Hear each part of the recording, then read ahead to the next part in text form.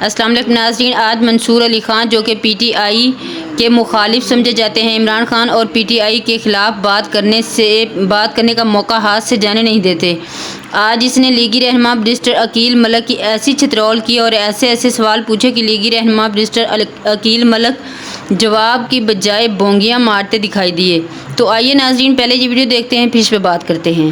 ये जो मौजूदा हुकूमत कर रही है वो भी एक चीफ को लगाने के हवाले से था ना, ये भी एक चीफ का रास्ता रोकने की खातिर। मैं गुजारिश आप एग्री करते हैं? मैं एग्री कर रहा हूँ, एक चीफ का रास्ता रोकने की खातिर है। पर्सन स्पेसिफिक नहीं होना चाहिए। ये कर रहे हैं जो हमें, और ये बड़ी रिस्की गेम है। और जो उन्होंने कहा ना अपने वजीर कानून साहब ने असेंबली के अंदर खड़े होके कि जी के 68 साल या जो एज बढ़ाई जा रही है, और फिर उसमें वो इशारा काजी फायज ईसा साहब की ही तरफ था कि हमें समझदार लोग चाहिए, ये इस तरह के लोग चाहिए जो कॉन्स्टिट्यूशन जो कोर्ट होगी उसमें बैठने के लिए।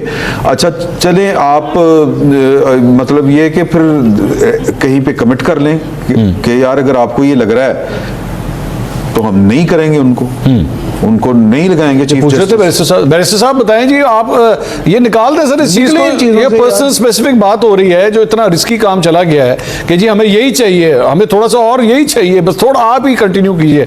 वो तो यही कर आप शिक को निकाल, यही हो सकता है। इस तरह अभी ना जाओ छोड़ के दिल अभी भरा नहीं। जी बैरिस्टर साहब। नहीं मंसूर साहब, उसको अगर रैशनली देखें ना आप, मैं आपको वाक़तन अगर उसको आप रैशनली देखेंगे तो आपको कहीं उनका नाम नहीं लिखा नजर आएगा। मतलब माजत के साथ ना तो हमने कहीं बात की और ना ही हमने कहा कि उन्हीं को लगाना है। ठीक है, लॉ मिनिस्टर साहब ने भी on the floor of the house ये नहीं कहा कि उन्हीं को लगाना है। मतलब आपको एक्सपीरियंस लोग चाहिए जिन्होंने कॉन्स्टिट्यूशन इशूज पे काम किया हुआ है। ये तमाम तर चीजें वो हैं। पहला उसका अपॉइंटमेंट कहीं से तो स्टार्ट करना है। मैं कल भी एक शो में कह रहा था कि you will have to take a start from somewhere. ये नहीं हो सकता, मतलब 65 से 68 वाली जो बात की गई है वो एक्सपीरियंस की वजह से की गई, और वो की गई है क्योंकि हाई कोर्ट और सुप्रीम कोर्ट के जितने भी जजेस हैं या तो 62 पे रिटायर हो चुके हैं हाई कोर्ट वाले, या फिर 65 पे वो रिटायर हो चुके हैं। तो मतलब अगर इसी एग्जिस्टिंग हाई कोर्ट से भी अगर हम लेके जाएंगे बंदे जितने जज साहिबान हैं, फिर भी हमारे पे इतराज होगा कि यार आप मतलब कहीं से तो आप शुरू करेंगे ना। तो हम ये नहीं कह रहे कि हमने वहीं से शुरू करना है, आए बैठे, ये बात हो सकती है, इसमें कोई ऐसी बात नहीं है। उसमें बैरिस्टर साहब नहीं है, बैरिस्टर साहब हम कह रहे हैं अकॉर्डिंग टू द लेटेस्ट मतलब जो अरेंजमेंट है उसमें मंसूर अली शाह साहब अगले 3 साल के लिए आ रहे हैं ना, मतलब अभी जो अरेंजमेंट है कम से कम जब तक ये तरमीम नहीं होती वो आ रहे हैं। तो उसमें तो फिर आपके पास टाइम भी बड़ा एम्पल है। उसमें अगर आप ये कर भी उस वक्त अगर जाके कर दें, या जिस तरह हमने सुना है कि जी पाकिस्तान तरीके इंसाफ कह रही है दिसंबर में कर दें, तो अगर आप उस वक्त ये कर देंगे तो फिर आपके ऊपर ये कोई उंगली भी नहीं उठा सकेगा कि जनाब नून लीग की हुकूमत एक्चुअली जस्टिस काजी फाइज़ साहब के लिए सब कुछ कर रही थी। कहानी क्लियर हो जाएगी उसके बाद, फिर तो कोई प्रॉब्लम ही नहीं रहती। देखें, हम ये एक बिल्कुल पैरेलल कोर्ट जो है उसको कर रहे हैं, बना रहे हैं, उसमें कोई ऐसी बात नहीं है। सीनियर मोस्ट जज जो हैं वो मंसूर अली शाह साहब ही हैं। ये इसमें कोई ऐसी बात नहीं है। इनकमिंग जज तो वही है सुप्रीम कोर्ट के। मतलब ये एक नया सेटअप है और ये इसमें इसको इसके जो है कॉन्टेक्स्ट में नहीं देखा जा सकता। ये जाहिर बात है कि इसको एक जितने रिटायर्ड जजेस हैं वो ऑब्वियसली हाई कोर्ट के जजेस रह चुके होंगे, उनका एक अपॉइंटमेंट का सिस्टम दिया हुआ है। इस एग्जिस्टिंग जो है उससे जाने हैं।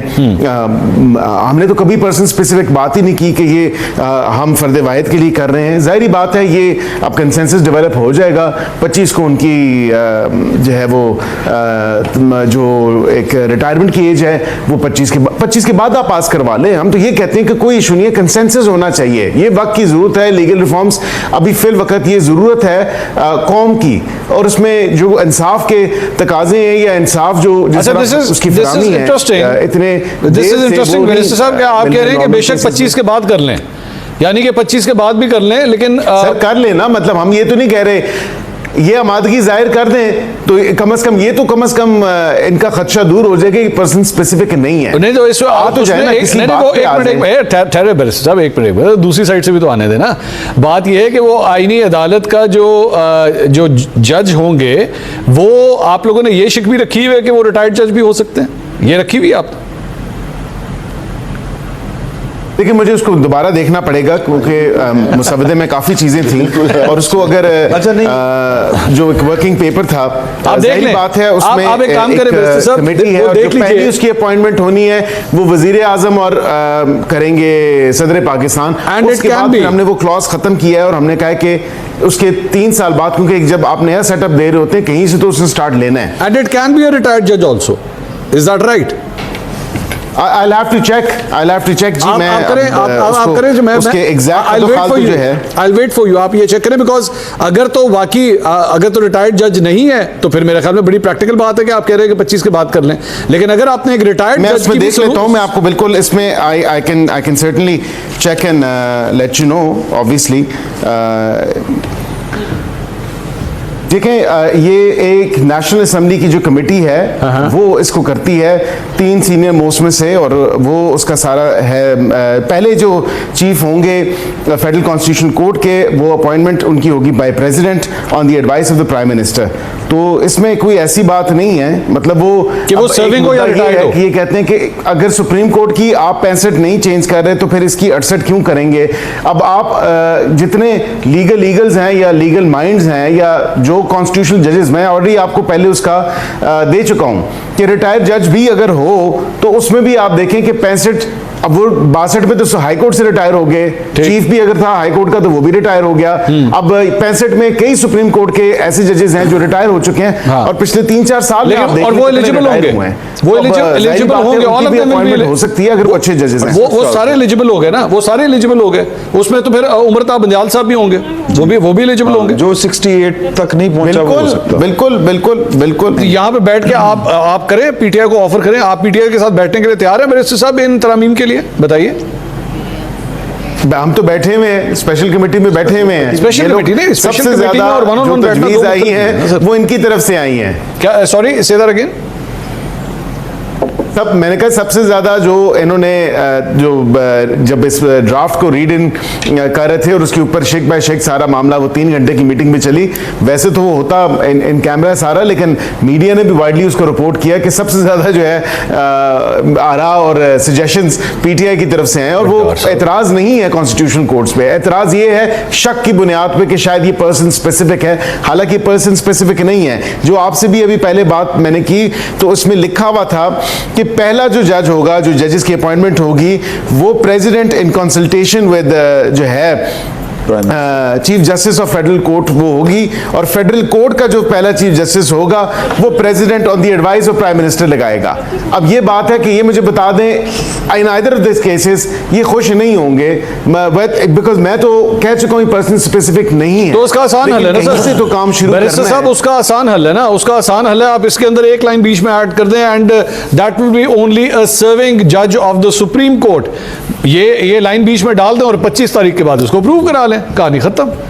क्या ख्याल है? नहीं, उसमें क्यों हम अपने आप को लिमिट करें? जो पहले कई जज साहिबान जो रिटायर हुए हैं, जो ग्रेट लीगल माइंड्स हैं, हम उनसे मुस्तफीद क्यों ना हो? मतलब ये कॉन्स्टिट्यूशनल